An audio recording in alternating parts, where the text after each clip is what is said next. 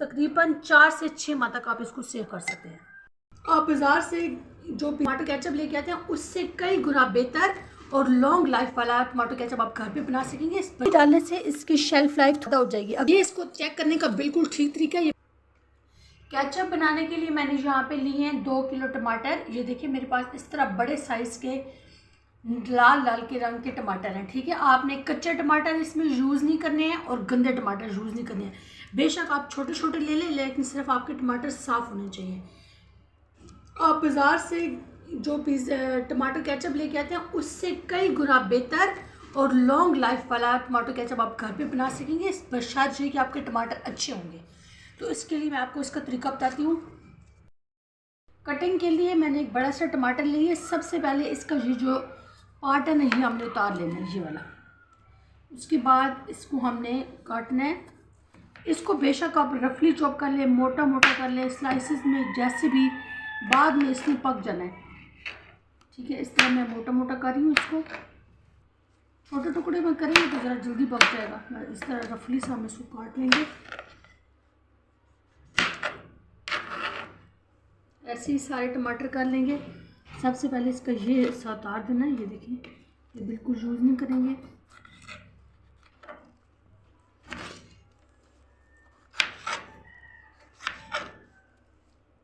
इसी तरीके से मैं सारे टमाटर काट लूँ, फिर आपको बताती हूँ। ये देखिए, जिस तरह मैंने सारे टमाटर रफली चॉप कर लिया मोटे मोटे। तो अब इनका अगला प्रोसीजर शुरू करते हैं। अब मैंने एक पैन के ऊपर रख दिया गर्म होने के लिए। इसमें हम उसको गर्म नहीं करना, जैसे ही रखेंगे साथ ही ये टमाटर डाल देंगे। 1 गिलास पानी। ठीक है, 1 गिलास पानी डालने के बाद इसमें हम डालेंगे 1 बादियान का फूल, 1 इंच का टुकड़ा दालचीनी का और 2 छोटे टुकड़े अदरक के और 3 से 4 कलियां लहसुन की। उसके बाद डालेंगे 1 दरमियाने साइज़ का प्याज मोटा काट लिया है। प्याज के बाद इसमें हम डालेंगे 1 टीस्पून नमक।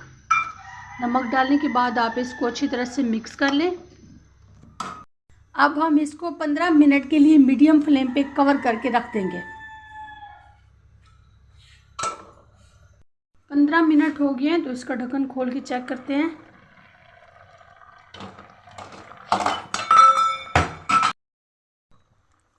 ये देखिए, टमाटर हमारे अच्छे से गल गए हैं। अभी इनको हमने मज़ीद पकाना है। ठीक है, तो अब इसको फ्लेम करते हैं ऑफ। चूल्हा बंद करने के बाद इसको हमने करना है ग्राइंड। अगर आप जार में कर रहे हैं, जो मिक्सर होता है, ब्लेंडर में कर रहे हैं, तो आपने इसको थोड़ी देर ठंडा कर लेना है। ठंडा करने के बाद आपने इसको करना है। मैं हैंड ब्लेंडर से कर रही हूँ, तो चूँकि मैं फौरी तौर पे करूँगी। अगर आपके पास ये नहीं है तो आप इसको ज़रूर ठंडा करें, उसके बाद करें। इसको हमने ब्लेंड कर लिया है। देखिए, हैंड ब्लेंडर से आपने इसको ज़्यादा से ज़्यादा ब्लेंड करना ताकि बिल्कुल स्मूथ हो जाए। जितने भी इसके अंदर बीज हैं और छिलका बिल्कुल अच्छी तरह से ब्लेंड हो जाए, तब आपको छानने में इसको आसानी रहेगी। अगर आप मोटा मोटा करेंगे तो पानी निकल जाएगा इसमें से टमाटर का, और ये आपकी बाकी जो है ना पेस्ट होगा ये वेस्ट हो जाएगी। इसलिए आपने इसको बिल्कुल स्मूथ ब्लेंड करना है। ज़्यादा देर तक ब्लेंड करेंगे तो ये अच्छे से ब्लेंड हो जाएंगे। उसके बाद यहाँ पे हमने रखा हुआ एक बाउल, इसमें एक छलनी रख देंगे और इसके अंदर ये थोड़ा थोड़ा बैटर डालते जाएंगे। टमाटर प्यूरी जो है ना, ये थोड़ा थोड़ा डालेंगे और चम्मच की मदद से सारा, ताकि ये जो नीचे है देखिए अच्छी तरह से सारा इसमें आ जाना चाहिए।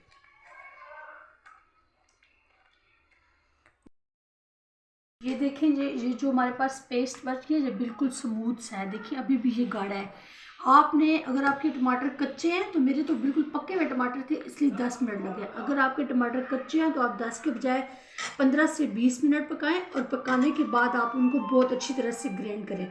ये इसका एक बहुत अहम पॉइंट, अगर आप इसका ध्यान रखेंगे तो आपका केचप अच्छा बनेगा और जल्दी। और ये जो पेस्ट हमारे पास थोड़ा सा गाढ़ा बच गया है, ये आप सालन में यूज़ कर सकते हैं, क्योंकि इसमें ना बीज है ना छिलका, वो बिल्कुल मुकम्मल तौर पे पक गए थे। और जो गरम मसाला है वो भी हेल्थ के लिए अच्छा होता है, वो आप सालन में यूज़ कर सकते हैं। इस पेस्ट को हम ज़ाया नहीं करेंगे। अब इसको आगे क्या करना है वो मैं आपको बताती हूँ। अब दोबारा से वही बर्तन मैंने धो के चूल्हे पे रख दिया है। मीडियम लो आपने फ्लेम रखना है सबसे पहले। उसके बाद ये जो प्यूरी है हमारी सारी इसमें हमने डाल देनी है। बर्तन को आप अच्छे से साफ़ कर लें। देखिए बर्तन को हमने अच्छे से साफ़ कर लिया। अब इसमें हम चीज़ें डालेंगे। 1 टीस्पून लाल मिर्च का पाउडर, 1 टीस्पून कश्मीरी मिर्चें, ये कलर के लिए है। अगर आपके पास ये नहीं है तो इसकी जगह आप रेड फूड कलर भी यूज़ कर सकते हैं। उसके बाद इसमें डालेंगे 1/4 टीस्पून टाटरी। टाटरी डालने से इसकी शेल्फ लाइफ थोड़ी ज़्यादा हो जाएगी। अगर सिर्फ उसके बाद हम डालेंगे सिरका। अगर सिर्फ आप सिरका यूज़ करेंगे तो इसकी शेल्फ लाइफ 2 मंथ होगी।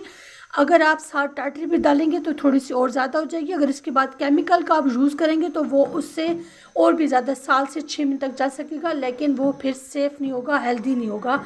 इसलिए हम घर में बना रहे हैं तो केमिकल से पाक बना रहे हैं। उसके बाद इसमें हम डालेंगे 1 कप से 1.25 कप के बराबर चीनी। ठीक है, आप इसका पाउडर बना लें तो और अच्छा बन जाएगा। और इसके बाद जो सबसे इसका अहम पॉइंट है वो ये है कि आपने बर्तन गहरा लेना है, क्योंकि अब ये पक रहा है तो इसके बुलबुले बनेंगे तो आपके हाथ और मुंह जल सकता है और जो किचन है आपका वो भी गंदा हो सकता है। तो अब इसको हमें ढक के पकाना है। ठीक है, मीडियम फ्लेम पे ढक के पकाएंगे। तब तक पकाना है जब तक ये अच्छे तरीके से गाढ़ा नहीं होगा। ये कितनी देर बाद रेडी होगा वो मैं आपको आगे चल के बताती हूँ।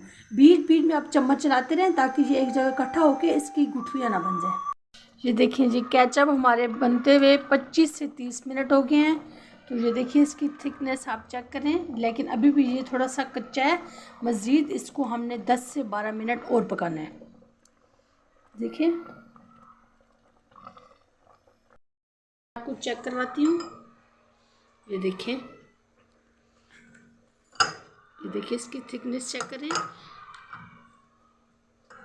प्लेट में डाल के मैं आपको चेक करवाती हूँ। ये देखिए प्लेट में डाला हुआ है और दरमियान में से अगर हम इसकी उंगली लगाएंगे ना तो इसको आपस में जुड़ना नहीं चाहिए दोबारा से। देखिए इस तरह ये बिल्कुल ठीक है। अगर ये फ़ौरन से आपस में इकट्ठा हो जाता है तो इसका मतलब है कि केचप आपका कच्चा है अभी तक। जब मैंने दरमियान में से लकीर खींची है तो ये बिल्कुल देखे नीचे बह के नहीं आया।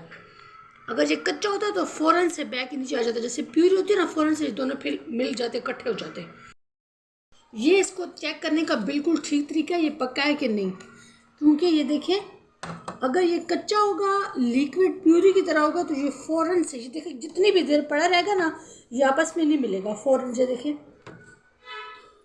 देखिए ये बिल्कुल रेडी हो चुका है, बुलबुले आ रहे हैं, इसका कलर देखिए कितना प्यारा हो गया है। अगर ये देखिए इसकी थिकनेस आप चेक करें, ये ड्रॉप्स अगर फ़ौरन ना गिरे ना, ये देखिए ये रुक रुक के गिरे हैं, इसका मतलब है कि केचप आपका बिल्कुल रेडी है। ये देखिए, तो अब इसको उतार लेते हैं चूल्हे से, फ्लेम करते हैं इसका ऑफ। इसका क्या करना है वो मैं आपको आगे चल के बताती हूँ। अब इसको हम डालते हैं एक बाउल में और ठंडा होने के लिए इसको रख देते हैं।